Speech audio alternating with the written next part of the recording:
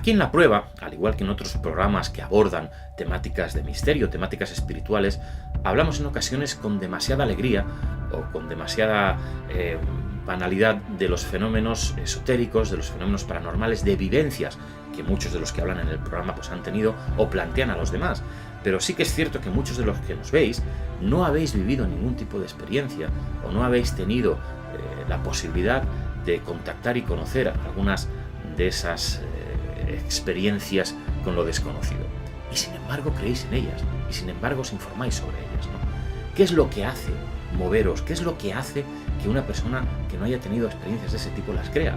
Cuando la ciencia y todo lo que nos dicen en cada momento, lo que nos están planteando es que eso no existe, ¿no? Es un fenómeno a estudiar, sobre todo porque ahí no tenemos esos otros grados de realidad que experimentan las personas que han convivido con lo desconocido.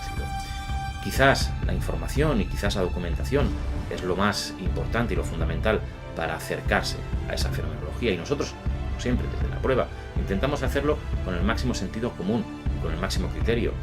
Si eso es así y vosotros estáis de acuerdo, bienvenidos una vez más a La Prueba y tratemos de haceros llegar esos contenidos de la manera más responsable posible. Ya os decía y ya os digo otra vez, bienvenidos a La Prueba.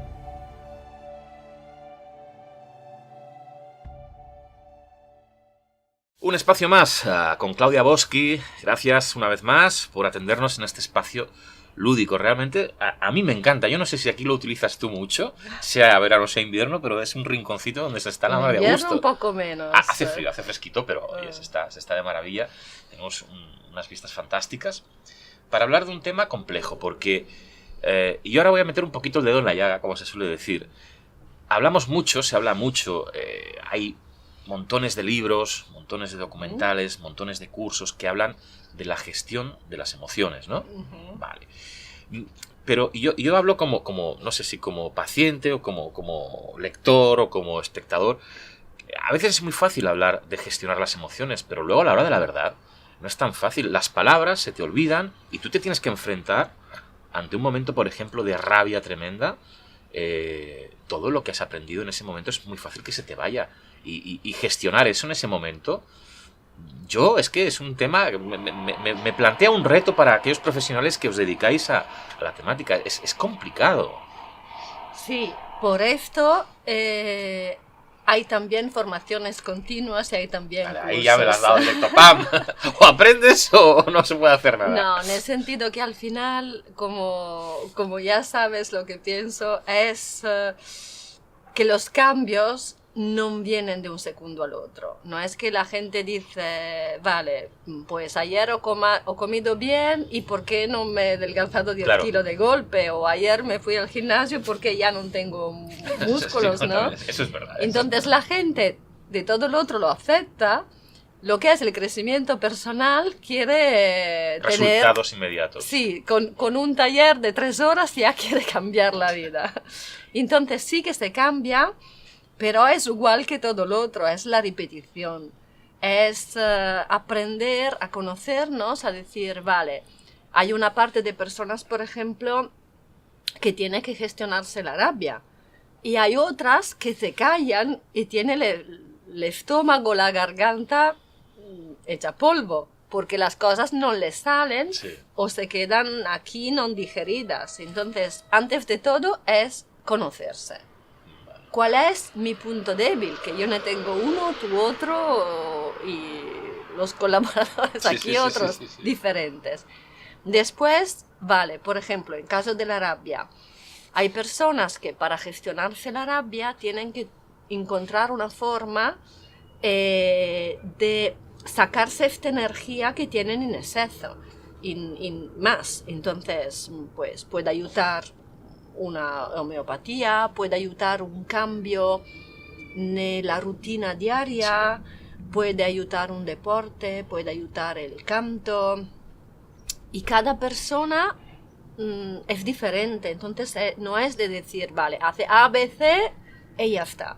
Es encontrar, por ejemplo, hay personas que necesitan pues ir a boxear o pues dar golpe en la almohada todos los días para sacarse esta energía. Hay otros que ya aplazando un árbol, la dejan. Entonces es también aprender a conocerse, pero claro, en los momentos de encuentro lo que hacemos es que sacamos más herramientas, probamos también juntos y cada persona siente lo que es para él. Es decir, hay persona que le gusta el salado, hay persona que le gusta el azúcar, tiene que probar, ¿no?, las cosas y ver, wow, esta me funciona, esta me la voy a integrar. Y cada vez que me sale la rabia, la hago. O también, antes que me salga, Sí. voy a utilizar este instrumento, por ejemplo, ya me voy a caminar todos los días aplazando un árbol, o me voy a golpear las almohadas, o me voy 2 veces a la semana a boxeo, ya integrando estas Claro, porque herramientas. luego hay otra cuestión, ¿no?, que yo a veces también me planteo, no todo el mundo actúa y se comporta de la misma manera cada día, es decir, no podemos pretender que todo el mundo gestione las emociones de la misma manera. Cada uno necesita enfadarse 3 veces al día y a lo mejor otra persona ninguna. Yo no sé si eso es así o no, es decir, hay una fórmula que es la que deberíamos adoptar todos, por ejemplo, decir, mira, pues lo sano sería enfadarte 1 vez al día, amar 2 veces al día, reírte 5 veces al día. Entiendo que no es así, a lo mejor ahora me sorprende si me dices que sí, pero igual cada uno, en función de su carácter, necesita unas cosas más que otras cosas, o hay una fórmula secreta. Quizá más que enfadarse, porque necesitar enfadarse, Sí, bueno, quizá me suena un poco raro. Sí, no, hay gente, yo creo que necesita enfadarse. Yo conozco a más de uno que necesita No. estar cabreado todos los días. Yo creo más que enfadarse es sacar esta energía que uno tiene de más. Vale. Y se tiene que, para mí, aprender de sacarla en una forma aceptada por la sociedad y que respeta a los demás, porque al final somos todos almas y somos todas personas que hemos venido a experimentar en este planeta Tierra. Entonces cada uno cosas diferentes y uno puede estar en desacuerdo con la otra Sí. persona, pero sigue respetándola. Entonces un conto es decir, mira, comprendo lo que tú dices, respeto tu opinión, pero yo no estoy absolutamente de acuerdo y no voy a hacer esto porque va contra mis principios. Sí. O si me explicas por qué has hecho esto, porque es una cosa que me está creando nerviosismo y no comprendo por qué lo has hecho. Pues, por ejemplo, sabes empezar de otra manera y no insultando, por ejemplo, a la otra persona. Es importante quizás que las personas que habitualmente muestran ese genio cada día, esa rabia, esa frustración a lo mejor hacia los demás, desde primera hora de la mañana ya haga esos ejercicios o tenga alguna pauta para eliminarlo, como decías tú, ese golpeo de almohada o unas actividades que te permiten decir, bueno, esa ración de rabia ya la he sacado y así dejo tranquilos a mi entorno. Y también tomar conciencia, porque a veces uno no se da cuenta. Son mecanismos innatos que uno hace siempre y ni se da cuenta. Si uno se para un momento a pensar y decir, vale, estoy sacando mi rabia, bien, porque no me va en el estómago, pero voy a cambiar la manera de sacarla. Voy empezando respetando más los demás, como a mí me gustaría que la gente me vaya respetando. Entonces, un poquito a la vez se puede cambiar. Y yo me acuerdo que aprendí a conducir de mi padre, y desde toda la vida mi padre era una persona muy buena, y cuando salía en el coche se transformaba. Y claro, tenía un coche deportivo que iba muy fuerte, época sin radar. Entonces pisaba mucho y tenía poca paciencia en el coche. Era muy bueno siempre, en el coche entraba y otra persona. Y yo a los 18 años que salgo en el coche y tengo el patrón de mi padre. Ostras. De súper dulce, que siempre estaba... En el coche me transformaba. Se convierte en otra Claudia. Sí. Y un día mi tío me dice, vas a intentar de cambiar porque es una cosa que no te hace bien ni a ti antes de todo, ¿quieres cambiar? Digo, pues sí, quiero cambiar. Entonces empecé, pues, por ejemplo, diciendo cocodrilo, que es una palabra un poquito más neutral. Sí. Entonces sacaba mi rabia, pero la sacaba en forma más neutral. Hasta que con un proceso, pues ahora en el coche estoy ya desde años, estoy súper tranquila. Me deja más tranquila por si algún día tengo que ir contigo en coche. Pero fue algo que yo había aprendido, que en el coche se pisaba y se iba muy rápido, pues doblando todo el mundo. Era toda mi vida, sí. Es curioso, ¿no? Cómo cambiamos en función de esas actitudes y esos patrones que a veces hay que cambiar. Recordamos a todos los que nos están viendo que ya saben cómo poder contactar con Claudia Boschi, lo acabáis de ver. Curso continuado durante todo el año, os podéis apuntar cuando queráis, van empezando cada X tiempo y siempre os podéis ir apuntando. Si queréis hacerlo todo desde el principio, perfecto, pero si no, se pueden ir apuntando a cada una de esas formaciones que podéis ver en la página web de Claudia. Semana que viene más. Perfecto. ¿Seguro que sí? ¿Aquí también? Aquí también. La semana que viene con Claudia seguimos. También. Gracias.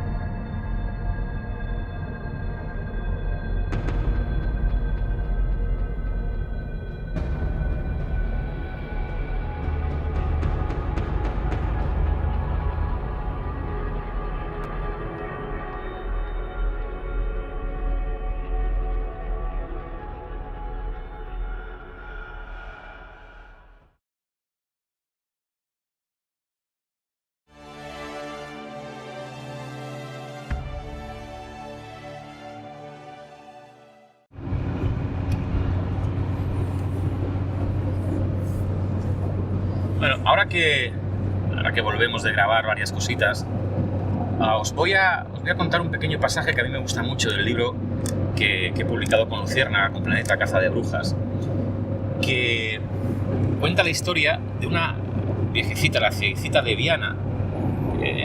Nos trasladamos, para que os hagáis una idea, estaríamos en la zona de Navarra a principios del siglo XVII.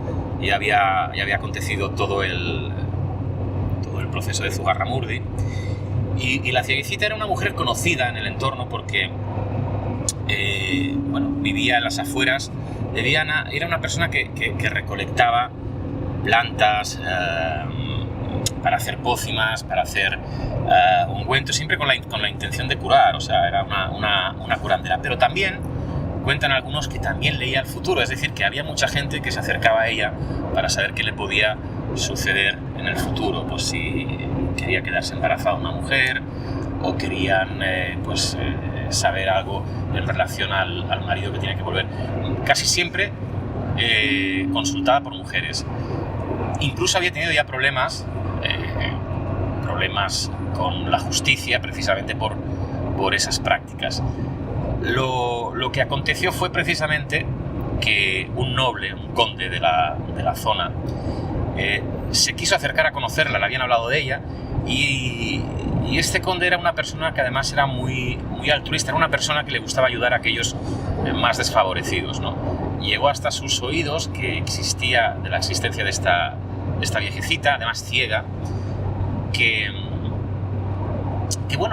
se dedicaba a ayudar a los demás y que le decían que además podía ver el futuro y que hacía cosas que otros no hacían, como por ejemplo curar enfermedades incurables, etcétera, etcétera. Bueno, pues el conde se acercó a ella y ella le ofreció la posibilidad de hacerle una pócima, un ungüento que le permitiera no solo curarle alguna de las patologías que tenía el conde, sino de rejuvenecer.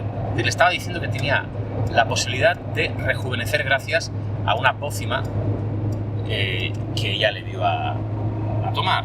Bueno, la cieguecita de Viana le da esa pócima, el conde se la toma y no rejuvenece, no se cura ni mejora, muere directamente. Es decir, se toma la pócima y el conde muere. La cieguecita, asustada, llama a algunas amigas y deciden esconder el cuerpo del conde e intentan resucitarlo sin éxito, según cuentan las crónicas. Obviamente, cuando se conoce el suceso, la cieguecita de Viana es detenida y se comienza a generar el proceso contra ella, ¿no? por bruja, por utilizar esas pócimas. Finalmente es condenada, pero fijaros qué curiosidad, ¿no? Cuando estamos hablando del proceso y de la persecución hacia las brujas, el auto que al final se sentencia en Logroño en el año 1610 cuenta y relata, y lo destaco en un extracto del libro, que al final no es juzgada por bruja, es decir, no es condenada por bruja, sino por hereje y por haber dado muerte a la figura del conde. Por mucho que le insistían, ella seguía diciendo que sí, que era bruja y que hacía esto y tal y que cual. Sin embargo, no debería ser contada su muerte como bruja, sino como hereje, porque es lo que consta en el auto, ¿no? Y refleja un poco lo que destaco en algunas partes del libro, que sucedía en el bestseller de la época, el Malleus Maleficarum, que era un libro en el que se desarrollaban las líneas a seguir por los cazadores de brujas y en el que se animaba a la gente a denunciar a todo aquello que oliera a brujería, ¿no? Es decir, si tú no denunciabas a las brujas, si tú no creías en brujas y en brujería, podías ser acusado de hereje, de ser hereje. Y entre otras cosas, pues se citaban las mejores fórmulas, los mejores métodos de tortura y los mejores métodos de interrogatorio para hacer confesar a las brujas, ¿no? Bien, os contaba eso, pues un poquito aprovechando en estos viajes entre grabación y grabación, pues una pequeña historia de lo que sucedió, por ejemplo, en este país, pero había sucedido en Francia, había sucedido en Alemania y en muchos otros países durante muchos siglos, una auténtica aberración como fue la persecución y la caza de brujas.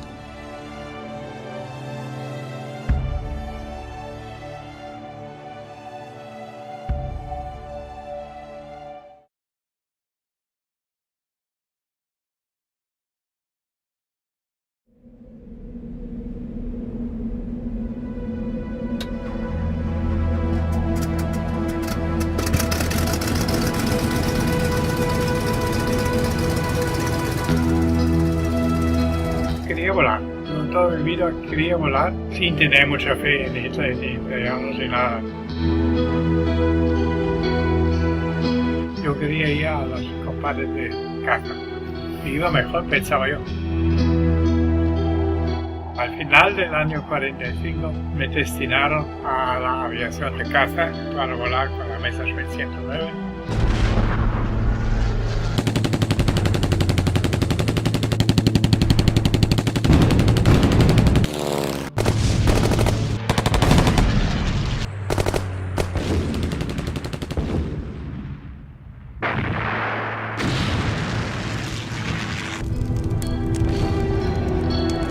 Había un avión nuestro, una Messerschmitt, con los 50 o 60 americanos.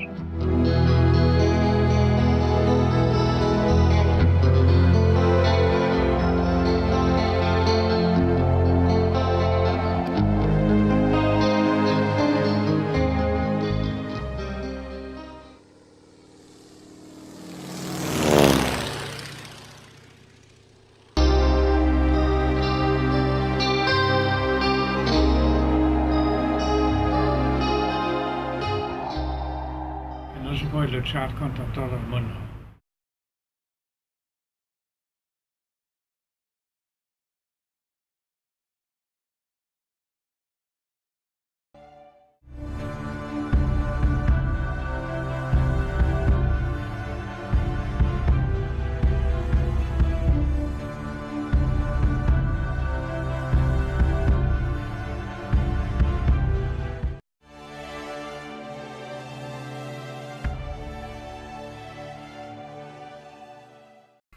Soy Encarna Sánchez y Daniel Rodé, directores de la escuela LEMAT Internacional, una escuela que nos va a enseñar a cómo usar correctamente el tarot, no como un arte adivinatorio, sino cómo ayudar y resolver los conflictos de los seres humanos.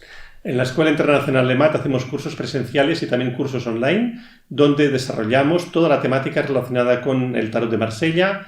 También enseñamos cursos de cábala, de crecimiento personal, de alquimia interior, etc. Pero especialmente acerca del tarot de Marsella hay una información muy completa desde diferentes órdenes, tanto el tarot terapéutico, psicológico, tarot evolutivo, tarot interpretativo. Es decir, que los alumnos pueden encontrar cualquier óptica, cualquier ámbito dentro del estudio del tarot, siempre desde la perspectiva de un estudio serio y profesional, con lo cual los alumnos de la Escuela LEMAT pueden también después realizar una formación a nivel profesional.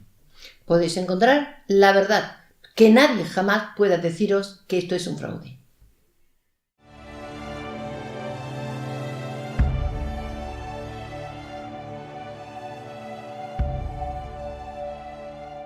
Volvemos a estar en la Escuela LEMAT, en la Escuela Internacional del Tarot de Marsella, con los amigos Encarna Sánchez y Daniel Rodés. Os gustó tanto lo que hablamos la semana pasada, que seguimos indagando en toda esa documentación, en toda esa investigación que tanto Encarna como Daniel van haciendo, y nos van mostrando cosas que son, de verdad, son auténticas reliquias, algo fantástico. Encarna, Daniel, gracias una vez más por enseñarnos tantas cosas. Gracias. ¿Qué tenemos aquí delante esta vez? Bueno, en otro programa comentamos de que nosotros teníamos una colección de facsímiles, es decir, casi originales, de origen medieval, que nos han servido para poder complementar la labor de investigación de la baraja LEMAT. Hoy os queremos presentar uno de esos libros del cual hemos traído muchas cosas y hoy vamos a enseñar algunas de ellas que están presentes en el tarot. Bien, este libro del que tratamos hoy es un apocalipsis llamado Apocalipsis Gubelkian. Está realizado a principios del siglo XIV y la técnica de dibujo que se utiliza, como ya conocemos, es a través del uso de pan de oro y lo que se llama un facsímil ilustrado. ¿Bien? Ese pan de oro y esos azules, que estuvimos adelantando algo en el anterior programa, pero que ahora vamos a avanzar entonces más. aquí, pues lo que veríamos es de que el inicio de una letra en una página es de color azul, la siguiente es de color dorado, la siguiente vuelve a ser azul, la siguiente dorada, y así sucesivamente todo el libro está combinando esos dos colores. Increíble, ¿no?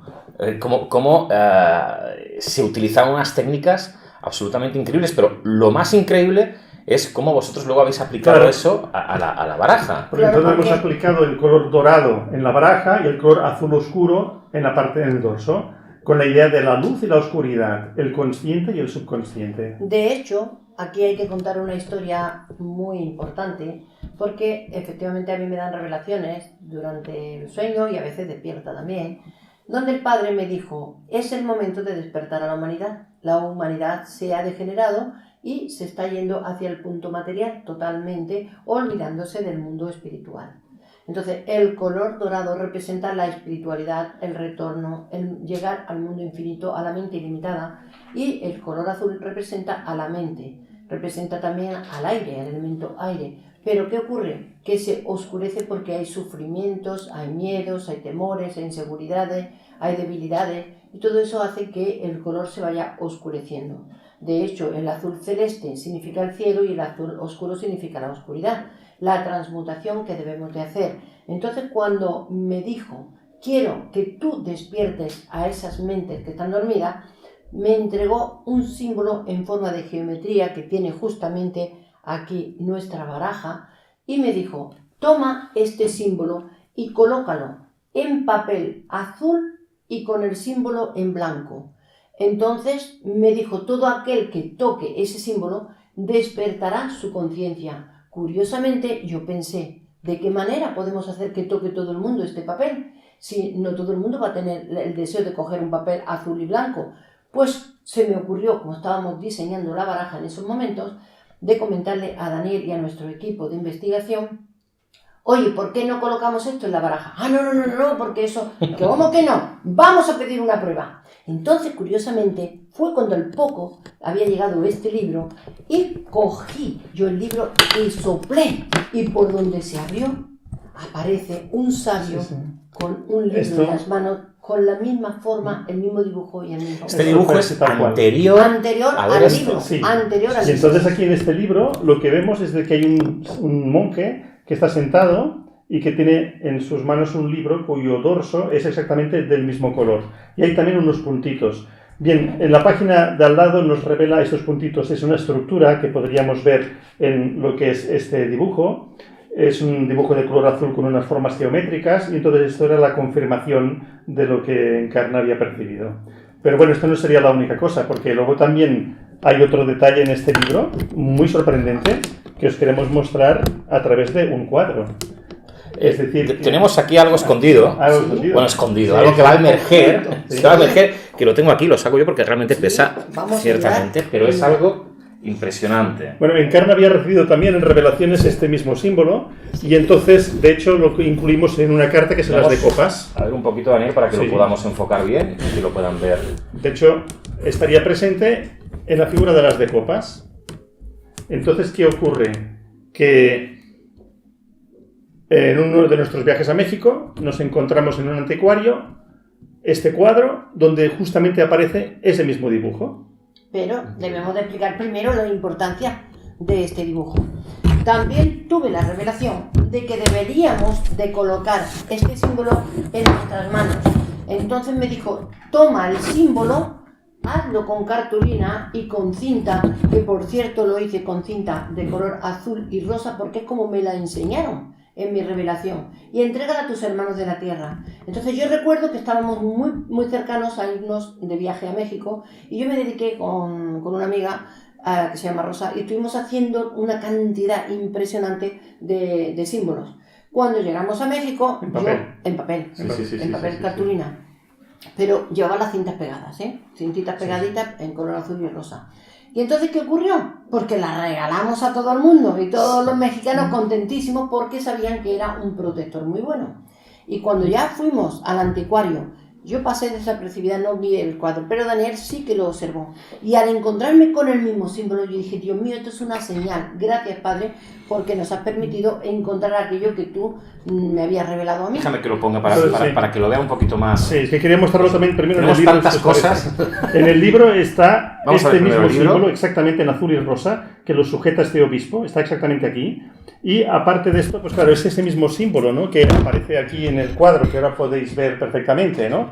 Entonces, claro, en la explicación del libro dice que este es un antiguo símbolo que se utilizaba como un amuleto para frenar a las fuerzas maléficas. Qué bueno. Y también aparecía en una antigua baraja en el haz de copas. Curiosamente, el mismo símbolo. Esto no es un invento nuestro, estaba en una antigua baraja. Y al coincidir tanto, dijimos, definitivamente tiene que ir en nuestra baraja. Entonces sabemos que tiene custodia el hecho de tener el símbolo. Cada persona que tiene esta baraja ya está siendo custodiada porque aparte de tener la divina proporción, el número de oro y todos los símbolos geométricos, lleva el símbolo de protección. Entonces, ¿qué también hicimos? Pues como también encontramos una baraja donde los arcanos menores, los bastones, tenían el mismo símbolo, pues los colocamos también y nuestra baraja también lleva este mismo símbolo en cada uno de los palos de los arcanos del elemento fuego, que son los bastones. O sea que es una baraja que no necesita ni purificarse, ni limpiarse, ni guardarla con un paño, ni nada de todo eso, porque la propia geometría va limpiando y purificando de la energía que va recibiendo de cualquier persona que la toque. O sea, Este que cuadro, sirve de elemento purificador. Este cuadro es la Santísima Trinidad. Así tenemos, digamos, como 4 esferas. En el triángulo aparece el nombre Padre, Hijo, Espíritu Santo, y en el centro pone Dios. Pero lo interesante del tema es de que las líneas que unen estas 4 esferas pone es, no es. Es, no es. Es, no es. Estamos hablando ya de un inicio de consulta. Muy además. profundo. Entonces, claro, es una cosa interesante, ¿no? Es decir, que respecto a la idea de la Trinidad, de Dios que aparece aquí, hay un triple rostro en el personaje, es decir, es un ser de 3 rostros. Lo interesante del caso es que aparece esa expresión, es, no es, no es. Como diciendo, Dios es, Dios no es decir, es un tema... Dios es visible y Dios es invisible, Daniel. Madre mía, la cantidad de cosas que nos reveles en cada programa. Podríamos Sí. estar aquí, de verdad, que un montón de rato. Yo me voy a quedar aquí aguantando mientras os despido, porque si no, hemos hecho aquí un pequeño caos de cosas, pero es que hay tantas cosas que Veis tantas cosas Es mucha que poco a información. poco podemos ir revelando, pero creo que nuestros espectadores os están agradeciendo enormemente el acceder a una información que seguramente no podrían disponer. La semana que viene un poquito más, Daniel Encarna. Muy bien. Muchas gracias. Oye, por cierto, que seguimos con el curso de tarot, Sí, que sí, no lo habíamos claro, hecho. por supuesto. Ahora cuando terminemos enseguida vamos a Toca hacer la última carta. la del mundo. última carta, pero seguiremos hablando de ella. Gracias.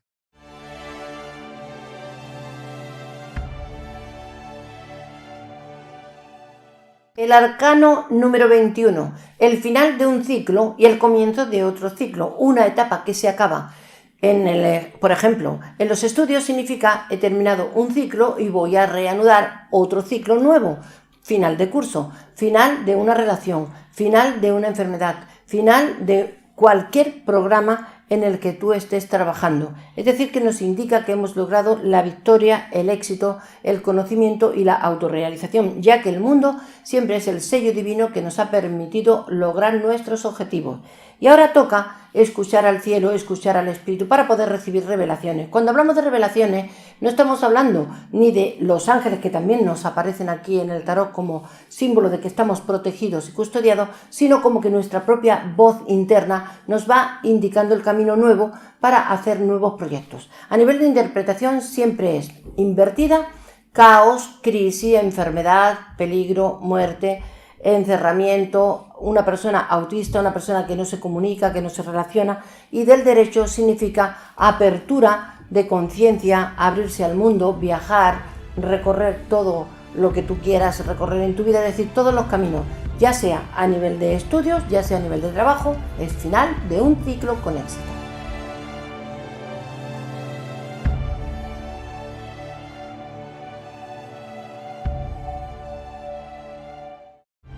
Gracias por habernos acompañado en un programa más de La Prueba. Nos reencontramos, por supuesto, siempre que vosotros lo queráis, la próxima semana, aquí, en La Prueba.